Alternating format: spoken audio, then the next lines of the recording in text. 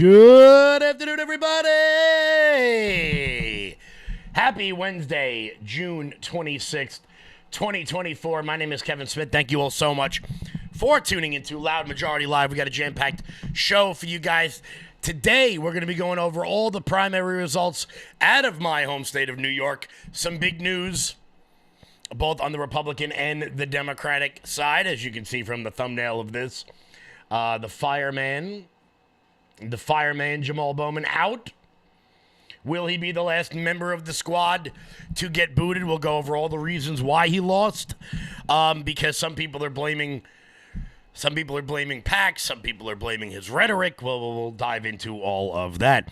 Also, one of the Supreme Court cases just dropped. Did not go in our favor. It didn't go in our favor not because of the merits of the case, but because of the standing of the case. We'll get into that as well. Also, Lauren Boebert out in Colorado wins her primary. We'll give you that breakdown. Joe Biden and his team are basically writing off the state of Florida. Could that have implications down ballot for many outspoken members of Congress? At the same time, Donald Trump picks up a big endorsement from a libertarian billionaire, while Joe Biden focuses on the things that matter, the things that really, truly matter. And the mayor of Oakland has an absolute meltdown.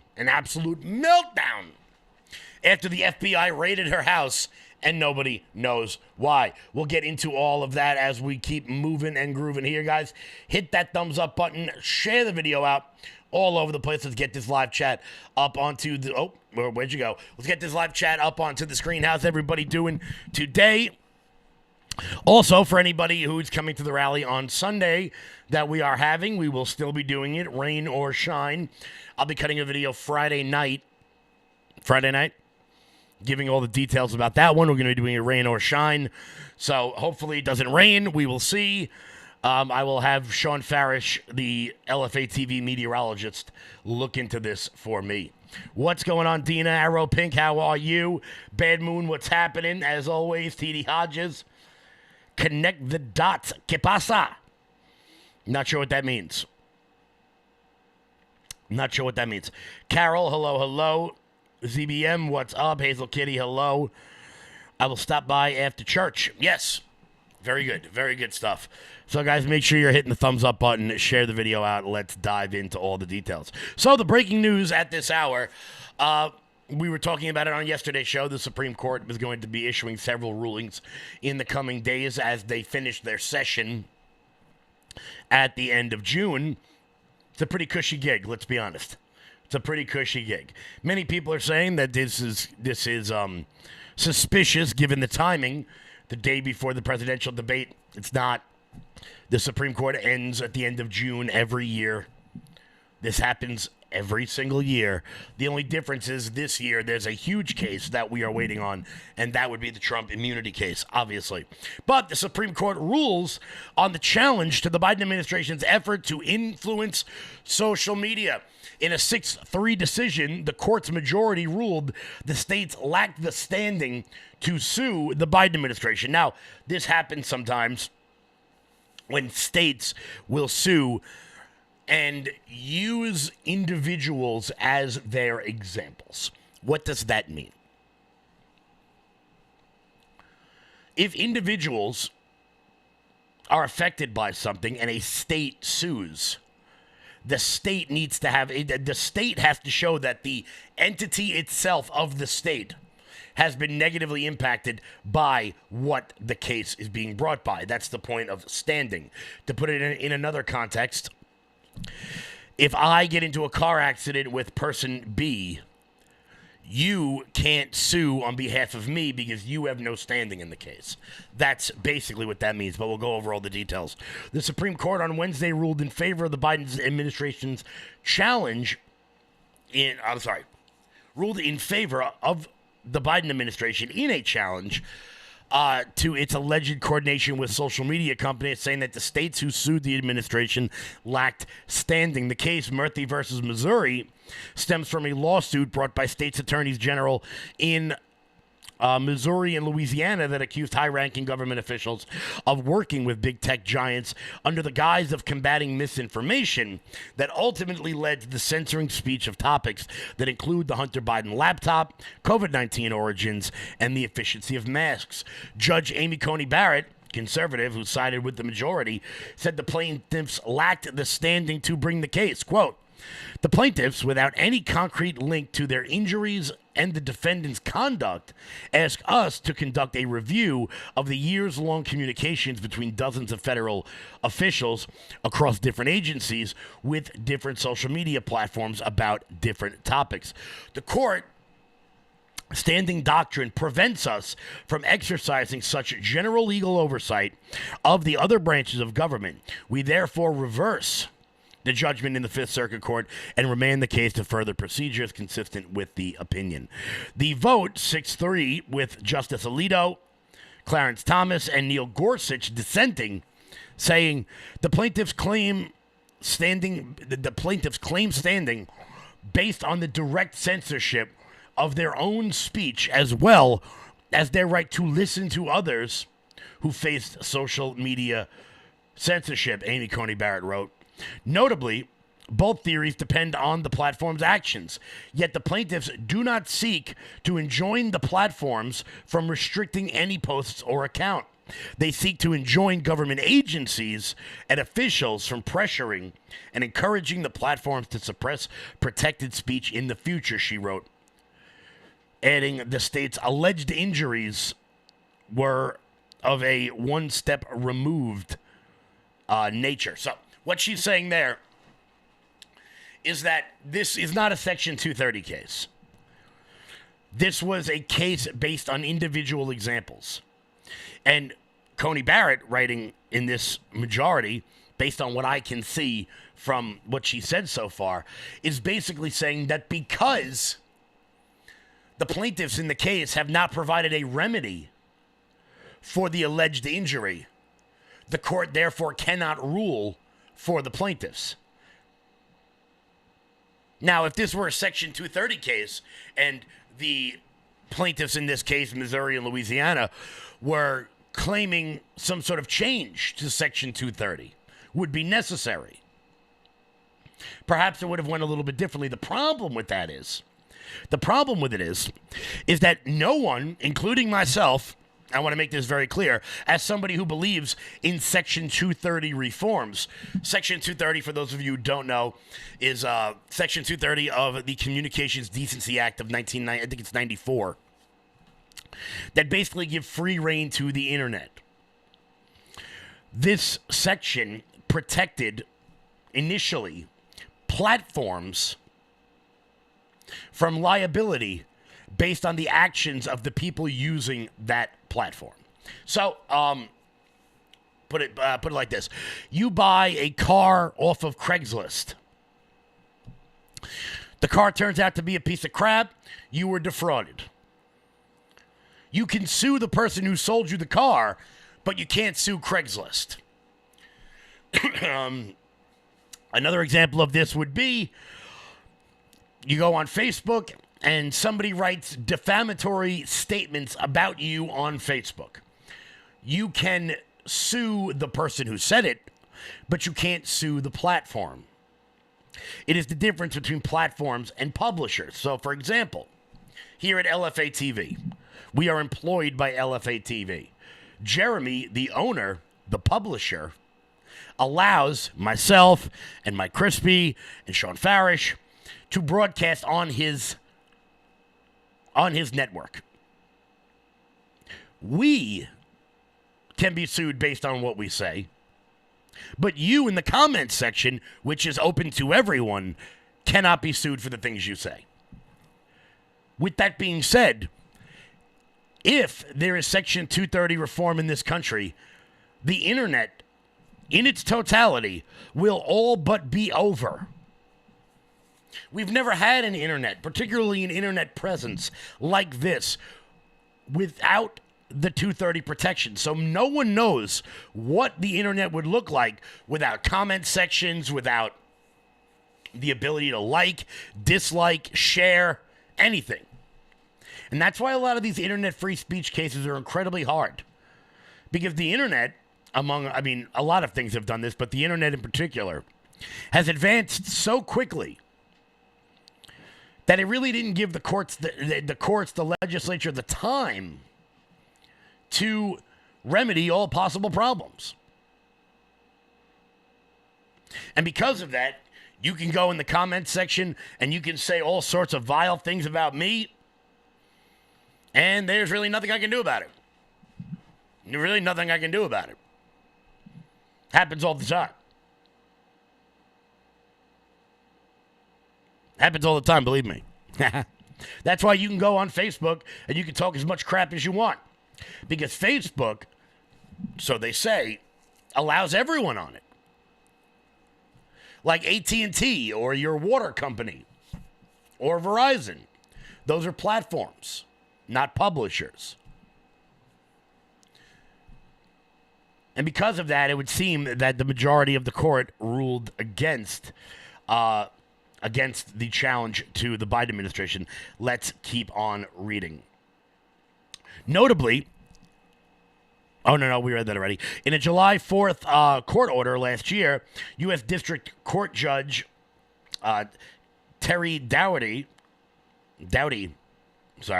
imposed a temporary injunction preventing the White House and executive agency officials from meeting with big tech companies about moderating content, arguing that such an action in the past were likely First Amendment violations. Quote, if the allegations made by the plaintiffs are true, the present case arguably involves the most massive attack against free speech in United States history, the injunction said.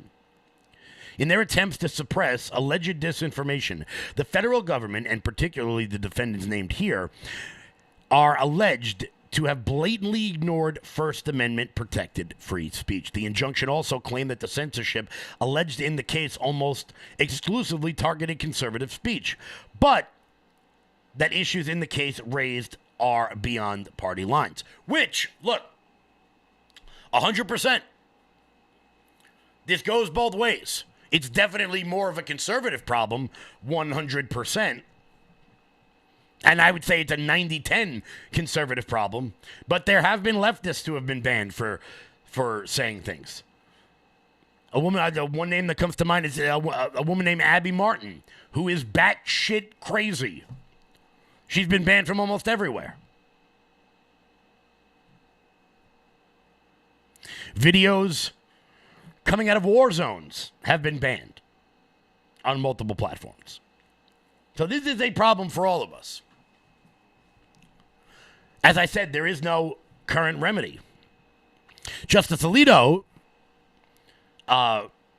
siding with the minority in this case, said that if the lower court's assessment of the record is correct, this is one of the most important free speech cases to ever reach the Supreme Court. For months, high-ranking government officials placed unrelenting pressure on Facebook to suppress Americans' free speech.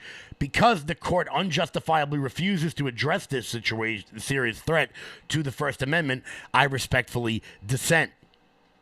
Barrett explained that the plaintiffs rely on allegations of past government censorship as evidence that future censorship is likely. Quote, but they fail, by and large, to link the past social media restrictions to the defendant's communications with the platform. Thus, the events of the past do little to help any of the plaintiffs establish standing to seek an injunction to prevent future harms. What she's saying there is just because you have evidence that this happened before does not mean you have evidence it will happen again. Now, I think that's poor logic because of the way this case got brought about. Look, if I work for the FBI and I retire, and then I get a job over at Facebook, and then the week later I have a barbecue, and I invite over some of my FBI friends, it would be very easy for them to go, you know, that Hunter Biden laptop story, that's Russian disinformation. And then I go to work, and I make a decision based on it. And I think that's why the court did not side with why it sided with the Biden administration on this case. Because at what point, I mean, if I work for the FBI and then I retire, can I never have a job again? That doesn't seem very fair or realistic. However, I do believe that cases such as this will be brought again multiple times in order to remedy the situation. Because, let's be honest, the three-letter agencies, they've got their hands in everything. Even if I were to give them the benefit of the doubt and say that, look, one guy calls a former coworker who's now over at Instagram as like a cyber tech analyst or whatever the hell it is, and they have political motives. Unfortunately, there's really no way to stop that. Because my question is, where does that end? If I am a former CIA analyst and I get a job at the Washington Post or at the Daily Wire, and I get a call from a buddy of mine, Kev, you know that thing over there that you're talking about? That's not true. Perhaps my mind gets changed.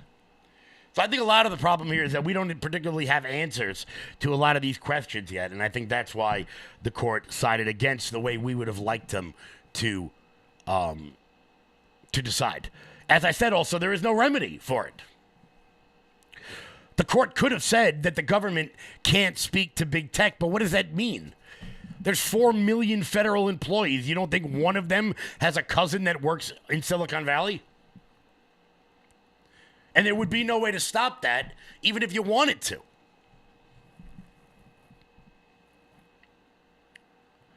Rich people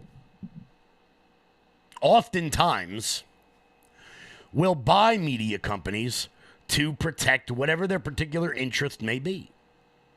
I don't care who you are. They all do it. The way this is going to get fixed is by our billionaires buying up intellectual property, such as Twitter, to allow the concept of free speech. I mean, I don't know if you guys have noticed this, but in the last 5 or 6 years, there haven't been a lot of bad stories about Jeff Bezos in the Washington Post. Why? Because he owns it. If you read the Boston Globe, there are not going to be many bad stories in there. Salacious sex scandals or complaints about poor play about the Boston Red Sox. Do you know why? Because John Henry owns both the Boston Red Sox and the biggest newspaper in Boston. Just is what it is. And that's the only reason why a lot of these papers are even still alive. One of our billionaires bought Twitter. Since then, Twitter has been great. It's been great. It's been the free speech home that we want it to be. Is it perfect? Of course not. Of course it's not perfect, and nothing will be. And if you're looking for perfection, if you're looking for a score of 100%, you're going to be disappointed every time. But in the information age, it's going to be up to our billionaires to step up. Because George Soros is still out there buying up radio stations. I don't know anybody that listens to the radio anymore. Nobody. But he's still doing it. Rupert Murdoch still owns Fox News and Sky News, and I think he owns a newspaper in Britain. I forgot which one. So we still have a few on our side to be able to get the message out as necessary. But I want to be clear.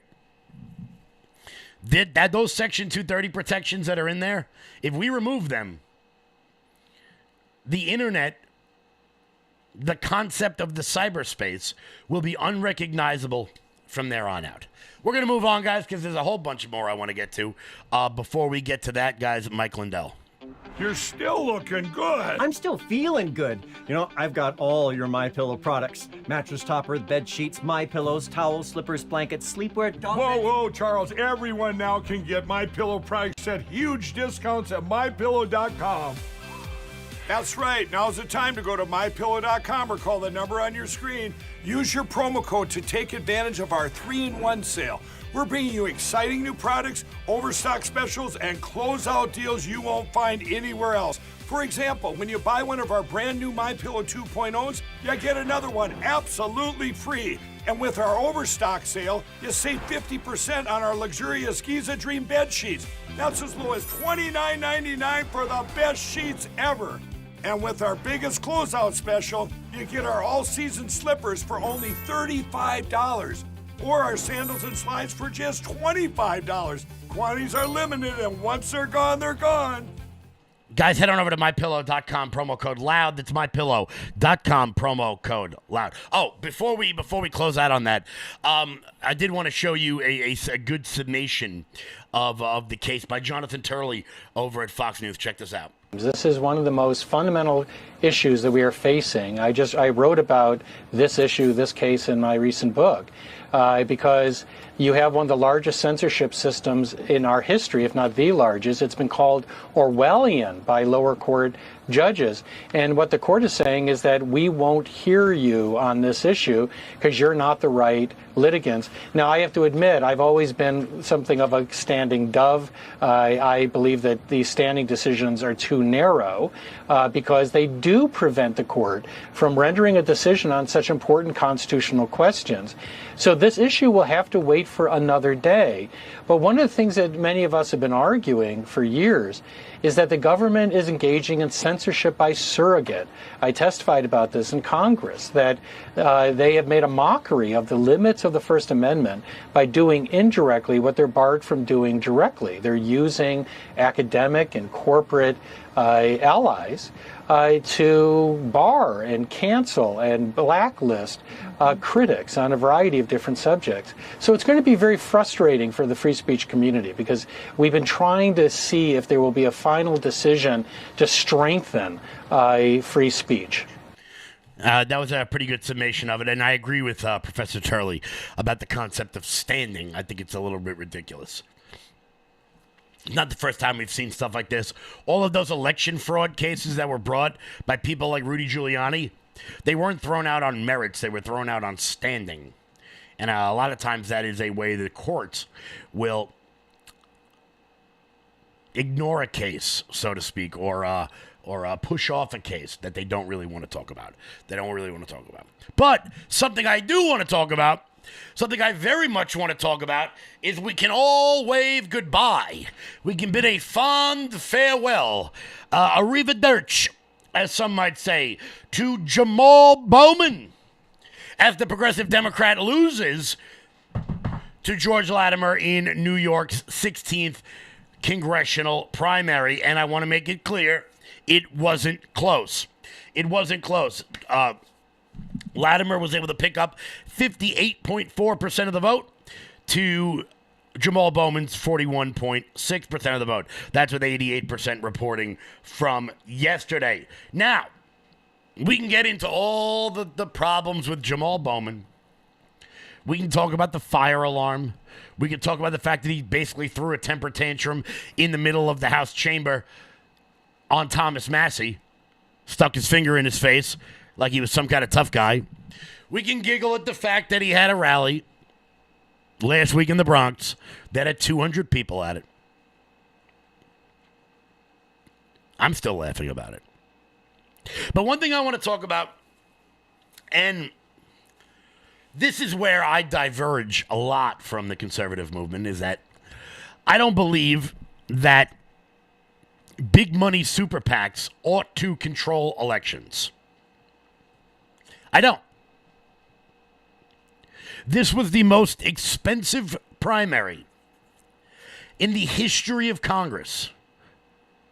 One giant super PAC, the American Israel Political Action Committee, AIPAC, dumped some $20 million into it because Jamaal Bowman has come out and criticized the genocide in Gaza. Of course, there is no genocide, but many people are saying that that's the only reason why he lost. It's the only reason why he lost. I want to make this very clear. Did the $20 million dump from AIPAC have an impact? Of course. If you live here in New York, all you've been seeing on television is ads for George Latimer. All day, every day, on every channel, doesn't matter where it is, flooding the airwaves in the most expensive market in America. 17 points, though. This was a drubbing. This was a whooping. I believe that George Latimer would have won anyway. Why? Well, aside from the fact that Jamaal Bowman is on the wrong side of the Israel-Gaza situation, aside from the fact that, and look, chat, relax, pump the brakes when I say this, because I know a lot of you out there are on the other side of this. When Jamaal Bowman comes out and talks about how America was the cause of 9/11 and we planned the attack, that does not go over well in New York City, which is what he said. 9/11 was an inside job and everybody knew and they didn't care. Down the myriad of down the list. That does not play well in New York City, in the Bronx, in Westchester. It just doesn't. Considering that I'm sure there's not a single voter who didn't know somebody down there that day. I know I didn't. I know guys that are still sick from it. 9/11 trutherism, or whatever the hell it is you want to call it, just doesn't play well in New York. It just doesn't. And then that whole ridiculous fire alarm thing. I think Jamaal Bowman would have lost anyway had it not been for the influence of AIPAC, which definitely had a lot, 100%. It'd be foolish and a lie to say that it didn't. However, 17 points, 13,000 vote loss, I don't know if it had that much. Some more primaries to go over. AOC handily won her primary against someone I've never heard of. She got 82% of the vote. One primary that I have got to talk about is out here on the island, baby. We got a lot of Long Islanders watching right now. Former CNN anchor John Avlon absolutely smoked Nancy Goroff. Put that in your pipe and smoke it, winning 70% of the vote. Now, I knew John Avlon was going to win. I've said it numerous times. 70 points? That's impressive, and I'm going to tell you why it's impressive. Because his opponent, Nancy Goroff, is a radical leftist. She's a college professor who looks like a witch. John Avlon is further to the left than her. By a long shot. But he's got a nicer smile and a nice, cute family. And his wife is the granddaughter of Herbert Hoover. John Avlon in the 1st Congressional District is one of the most dangerous Democratic candidates there is. No doubt. Let's hope the person he's running against is up for the challenge.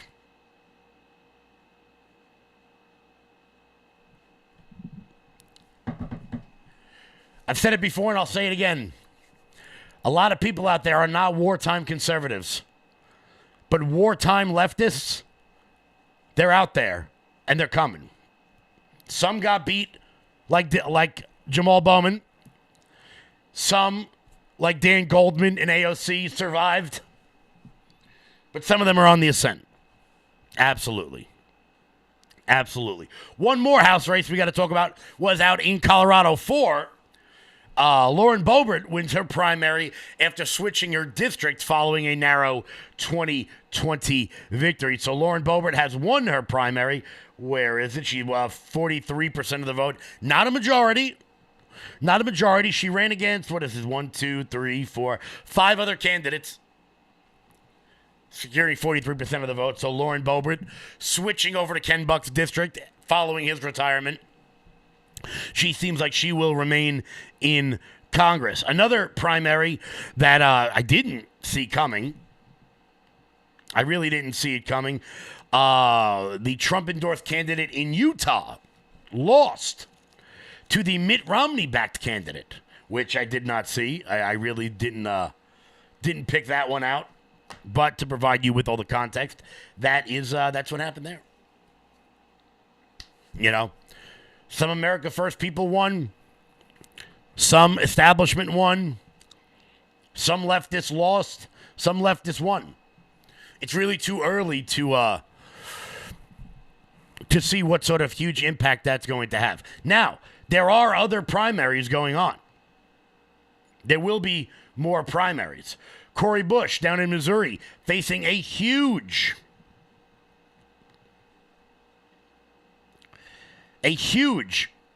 primary challenger. She may lose her primary as well. And I want to make it very clear, when and if she does lose her primary, the ridiculous, racist jargon will be hilarious to watch. Because there is no doubt she will go up on that stage and just blame white people. Because that's Cori Bush's entire platform. White people bad. Because she's a racist. And that's what racists do. Guys, before we keep moving and grooving here, hit that thumbs up button. Share the video out all over the place. Because the Biden administration has decided to write off an entire state. An entire state as we move forward. Before we get to that, guys, head on over to ofpfarms.com. That's ofpfarms.com. They are the premier goat farm in America, baby. And they make all natural products. None of that preservatives. None of that crap. I have thrown all mine away. And now I am smelling like OFP Farms because that's where I go to get lotions and salves and balms and soaps. I got the Goat Kisses Smack Lip Balm, baby. Oh, yeah. Mwah, nice and soft. Guys, head on over to ofpfarms.com and use promo code LFA15. That's promo code LFA15 at checkout so they know we sent you. They are longtime sponsors of this show and of this network. Guys, go support them over at ofpfarms.com. That's ofpfarms.com, promo code LFA15. Hit the thumbs up button, guys. Share the video out all over the place. Because Joe Biden's team has decided that it is going to write off the state of Florida. Many Democratic operatives have been trying to pretend like Florida is somehow a swing state because down there abortion is on the ballot, which will have an impact on the race, no doubt. Ron DeSantis, in the off-year election, was able to win by some 20 points, which is not uncommon for off-year elections in the midterms. He was running against a terrible candidate in Charlie Crist. He got 300,000 new Republican voters, all from New York. Do I think Trump will win Florida? Yeah, easily. Do I think he's going to win it by 20 points? Probably not. Probably not. But as the Biden team has written off Florida, saying that it is no longer a battleground state, that could have serious, serious impacts down ballot. Why? There are 4 Democratic reps who won by less than 55% of the vote in 2020. That would be Jared Moskowitz in the Parkland area. He's become a bit of a national figure. Debbie Wasserman Schultz, she won by 55% of the vote. She's the former head of the DNC. Darren Soto in Kissimmee only won by 53% of the vote. And Louise Frankel in West Palm Beach only won by 55% of the vote. Does Donald Trump have enough pull to be able to pull those Republicans over the line in those 4 districts? Possibly. Particularly in a place like West Palm Beach. Do voters come out in places like Parkland that don't normally come out?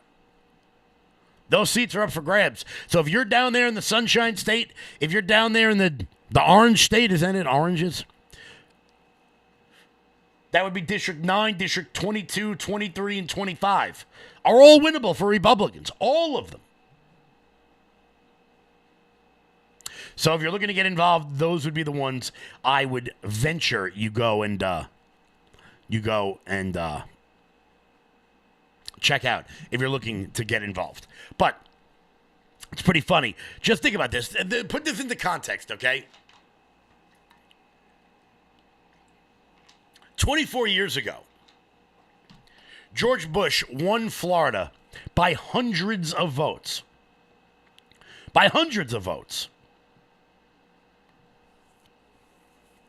And now, the Democrats have written the state off as no longer a swing state.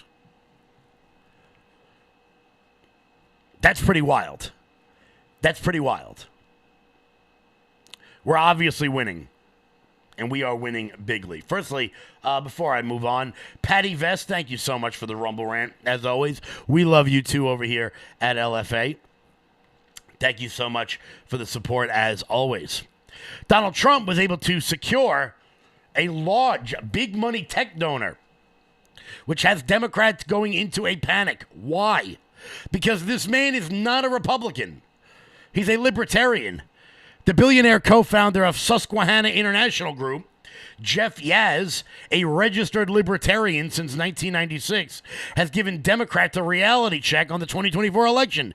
Yaz currently stands as Pennsylvania's wealthiest individual with a massive $47 billion fortune. He also holds a $21 billion stake in TikTok. I want to be that guy. Recently, rumors have swirled about Yaz potentially joining the presidential cabinet if his candidate Donald Trump wins the election. However, Trump campaign spokesperson stated that there have been no discussions of who will serve in Trump's second administration. He doesn't have any donors. He doesn't have any money. He gets so much free publicity, Yaz told the Wall Street Journal in 2020. It's not like you can influence him at all. The only thing you can appeal to is you're going to lose, you're going to be humiliated. Yaz's prediction contradicts Dr. Alan Lichtman, the forecaster who rightly predicted the presidential race for the last 20 years. Lichtman predicts that Joe Biden will win the 2024 election because a lot would have to go wrong for him to lose. The American University historian relies on his 13 keys. We're going to break that down as we get closer to the election. Meanwhile, Yaz says Trump will be the ultimate victor this year.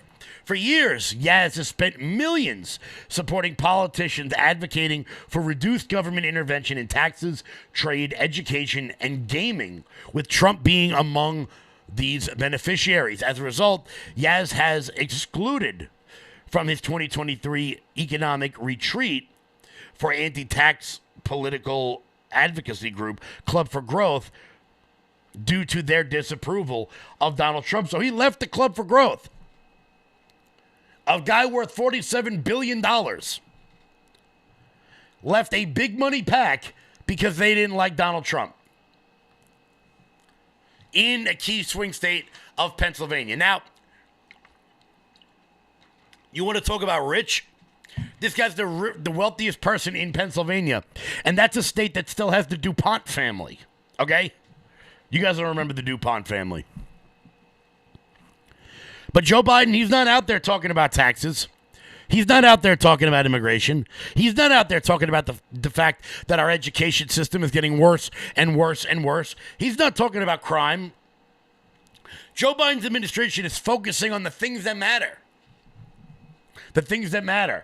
And in the meantime of that happening, Karine Jean-Pierre may have broken the law on MSNBC. We'll get to that in 1 second. Before we do that, guys, head on over to lfatv.us. That's lfatv.us. That is your home base. That's your mothership for all things LFA TV related. I believe the shop is still down, but you guys can support the network by becoming a monthly donor over at lfatv.us. That's lfatv.us. You guys know we always support. We always appreciate your support. That's lfatv.us. If you guys aren't following the channel over on Rumble, rumble.com/LFATV, what the hell are you waiting for, guys? Rumble, where we can say anything we want, whenever we want, because Rumble is an actual free speech platform. And we thank Chris Pavlovsky for setting up Rumble and giving us the opportunity to do this. Because we know that Joe Biden doesn't care.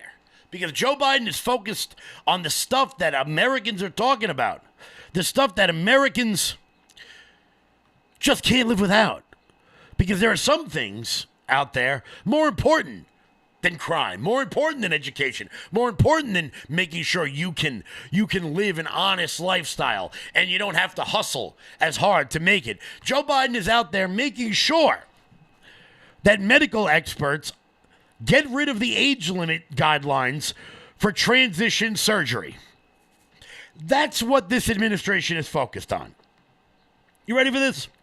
A top Biden administration health official successfully pressured an international group of medical experts to do away with age restriction guidelines for transgender procedures, including gender-changing surgery for minors, an unsealed court document shows. Admiral Rachel Randy Levine, go figure, because it turns out when you put activists in your administration, they do activist-type things. What a thought.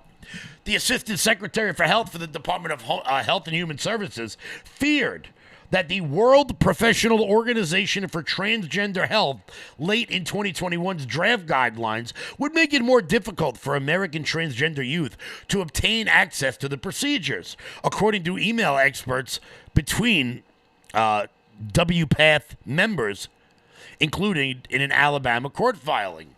WPATH guidance recommended age minimums of 14 for hormone treatment, 15 for mastectomies, 16 for breast augmentation, and 17 for genital surgeries. You remember when they told you this stuff wasn't happening? Remember when they told you you were just spreading disinformation? Kids getting mastectomies. Nobody's doing that. You're fear-mongering. And you're endangering trans youth. Nope. It turns out the World Professional Association for Transgender Health's own guidelines say that hormone therapy should start in 9th grade. Before some people even get their normal hormones working. What could possibly go wrong?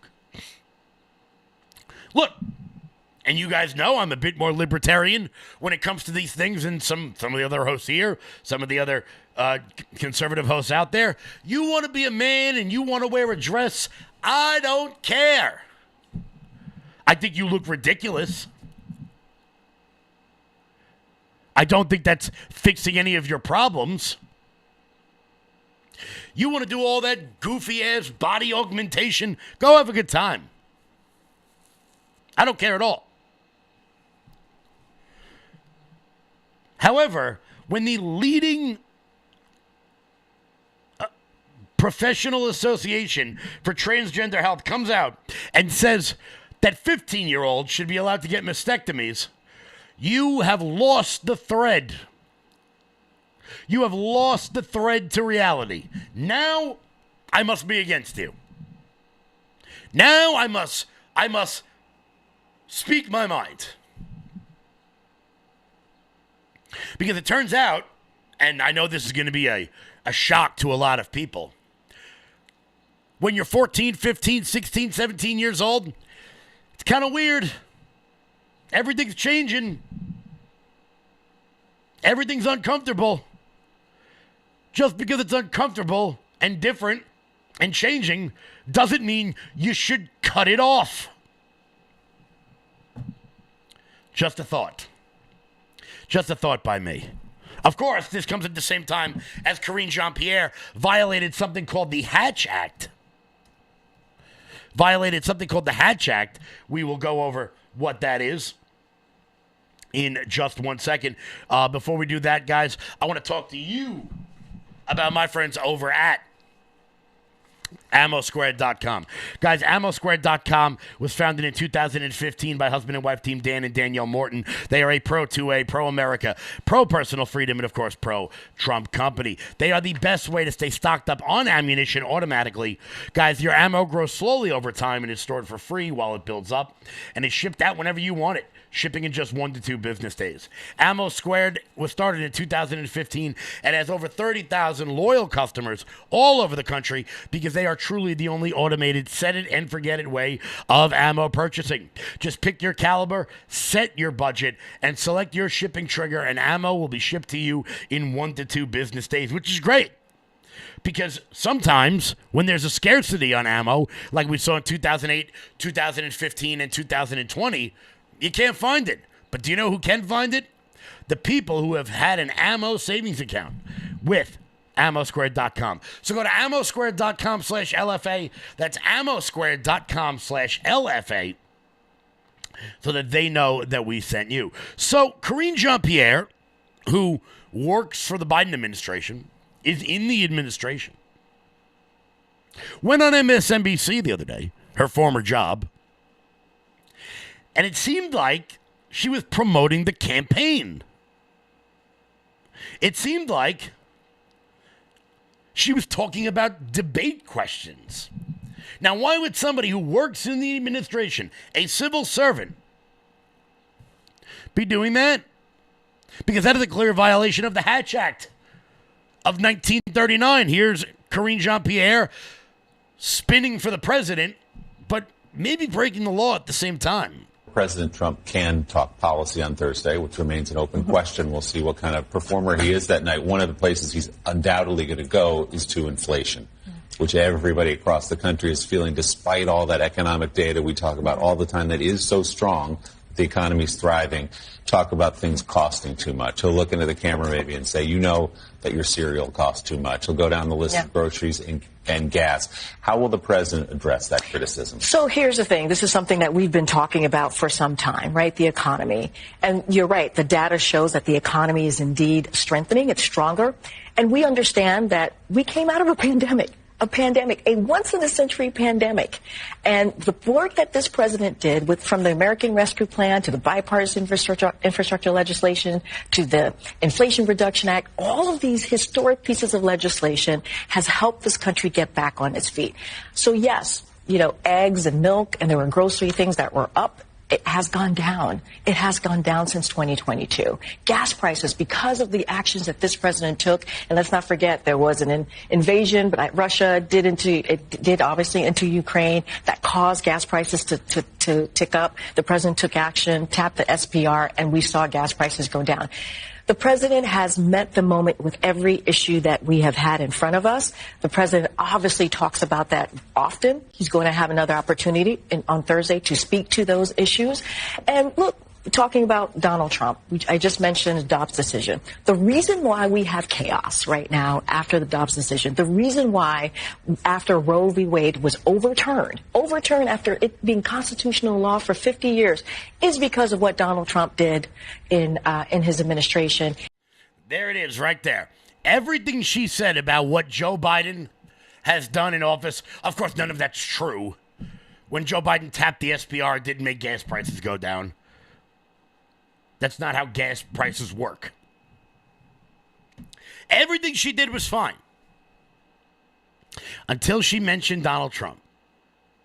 Why would a White House spokesperson go on television and bash the guy running against him? You can do it from the podium. Did Karine Jean-Pierre just break the law? I think she did. Maybe Attorney General Merrick Garland, who claims he's going to stand up for the rule of law, maybe he'll have something to say about that. Probably not. As Anna Luna of Florida is now talking about arresting Merrick Garland, which we could do. We have the House majority.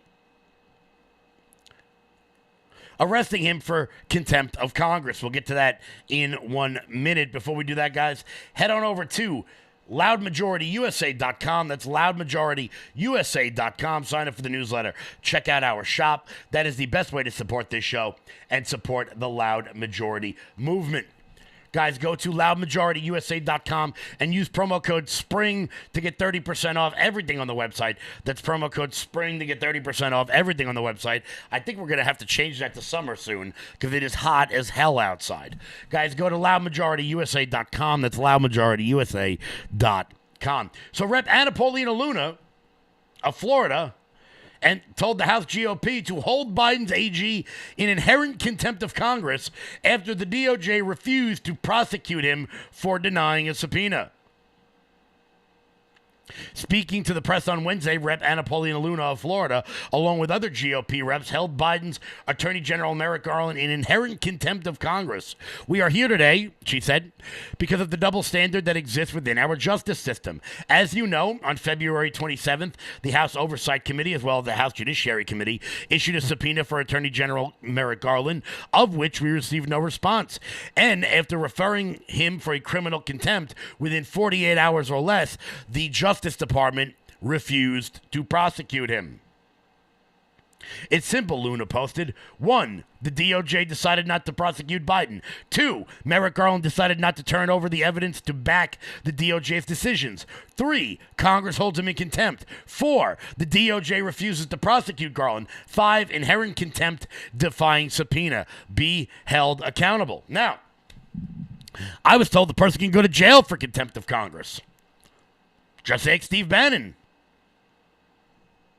But apparently, that only works one way. I want to thank the representatives from Florida, Congressman Donalds, Congressman Gates, Congresswoman Luna, Congressman Mills. You guys are really holding the country together. That joke that's been going around for like ever about Florida man being dumb or being useless or being a hillbilly, you guys are refuting that right away. So a big shout out to you guys for basically holding the country together. Now, we're going to have ourselves a little laugh. We're going to have ourselves a little bitty laugh at the expense of a person up until 3 days ago I had never heard of. Because apparently, the mayor of Oakland had her house raided by the FBI. We don't know why. However, we do know that the mayor of Oakland addressed the media for the first time after her home was raided by the FBI last week. She did not reveal many details about the incident or what may have led up to it, but instead suggested that it was somehow part of, are you ready for this? In Oakland, California. It was somehow part of a plot by radical right-wing forces to try to oust her as a leader. And then she sat at the podium and cried for 2 minutes. I know many of you know exactly how this feels. Sitting with your head in your hands, scared, angry, scared to look too angry in fear of how you might make the situation worse, feeling the injustice in every bone in your body, knowing if you cry out and demand for answers, you will do nothing but cement the judgment they have rooted deep in their mind. I see you. I really see you.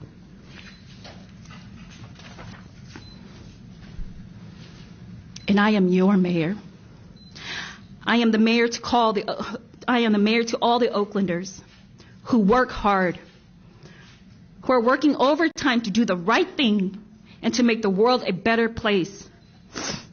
And no matter how hard you strive and push and fight and stay positive, and that you don't give up because you believe in yourself and you know what you have to offer this world, that you just cannot catch a break.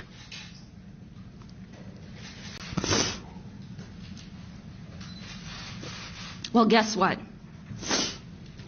I'm not going down like that. We're not going down like that. The people who voted for me deserve to have their voices heard and communities prioritized. I'm seeking the truth right now, just as much as you all are. But I will not be bullied, and I will not be disparaged, and I will not be threatened out of this office. There are a lot of radical right-wing forces who know they will never win an election in Oakland fair and square. They know their extreme views are at odds with our Oakland values, but they have built the rules to protect and preserve their power and maintain dominance over the rest of us. We are a threat to that order. I know that. The people who supports me know that. You see, this was never going to be an easy fight. But I tell you, it's most definitely a fight worth winning. That is the crappiest performance out of California I have ever seen. By the way, radical right-wing forces in Oakland, Joe Biden won 78% of the vote. I didn't know Oakland had right-wingers. But apparently it's our fault. That was the most poorly delivered dramatic speech ever. We still don't even know why the FBI raided her house. But you notice that? It's okay to criticize the institutions of the FBI when they're raiding left-wingers' houses. But if we bring it up about Roger Stone, or we bring it up about them arresting Steve Bannon, or we bring it up about anything the DOJ does to us, then we're undermining institutions. But you get some half-shitty mayor here out there with her crocodile tears. Then we're supposed to believe in it. Then we're supposed to believe in the vast conspiracy. Go away, lady. Go away. Guys, we're going to wrap up the show today. I want to thank everybody so much for tuning in. Stay tuned for Matter of Fact coming up next right here on this network, guys. All good stuff, all the live long day. I want to thank everybody so much for tuning in. Hit the thumbs up button on the way out the door, and I will see you guys back live tomorrow. Until then, everybody, stay loud.